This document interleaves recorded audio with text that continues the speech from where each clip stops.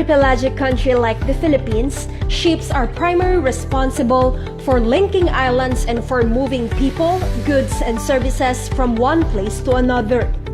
Efficient domestic shipping services spur economic growth, thereby contributing to the generation of employment opportunities towards the realization of inclusive growth for all Filipinos. During the dawn of Philippine history, trade happened in riverbanks and on inter-island borders, a great example of which is the border trade that flourished in Mindanao and in Malaysia.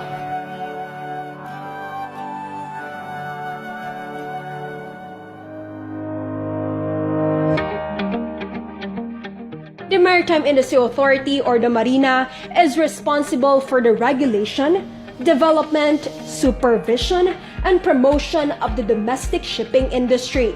This is to ensure that people reach their destination safely and commodities reach their market swiftly to be sold at the most competitive prices.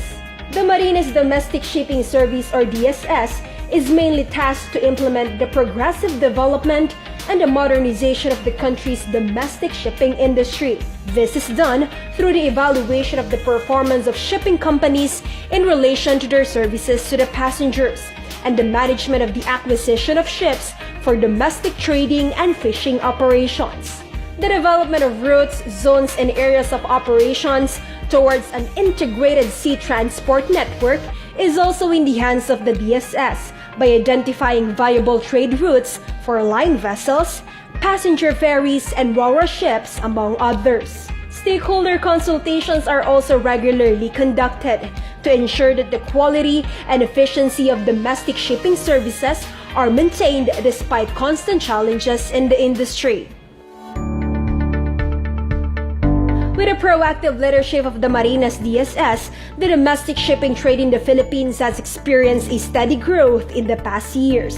The service sector takes pride in the increased number of Philippine-registered vessels utilized for domestic shipping, from approximately 31,000 in 2016 to almost 33,500 in 2017.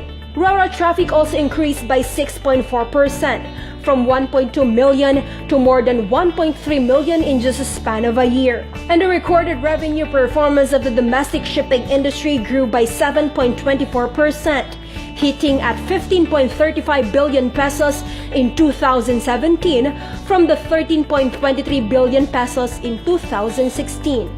This positive data encouraged the Marina to come up with long-term programs to further enhance the industry and make the Philippine domestic shipping trade nationally integrated and globally competitive.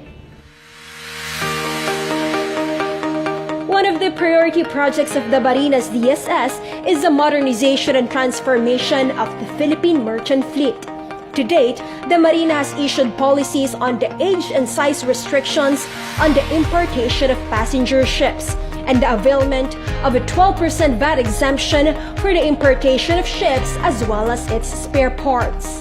The development of the Philippine Nautical Highway System is also a major agenda of the Marina's DSS, as it is indispensable for more economical, safer, and more efficient inter-island transport and the entire domestic shipping services in general.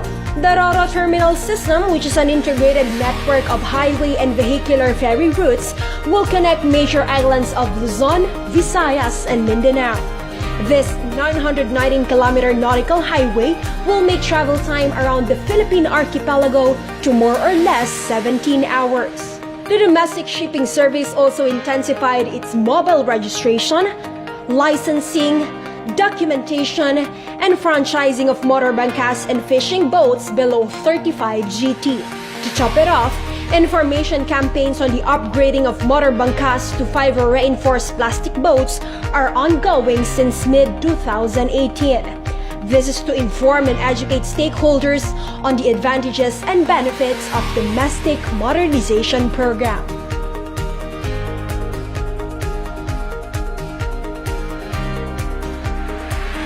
The domestic shipping industry plays a significant role in projecting the image of the Philippine maritime industry to the world. With innovative plans and programs in hand, the Marina is all geared towards enhancing the Philippine shipping trade, one vessel in one island at a time.